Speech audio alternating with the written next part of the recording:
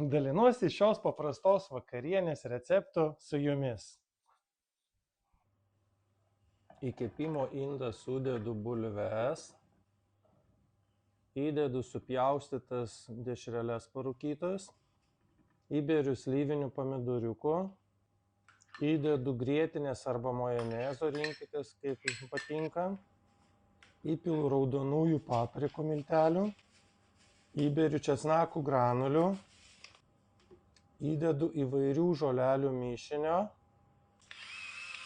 įberiu druskos pagal skonį, įberiu pipiro irgi pagal skonį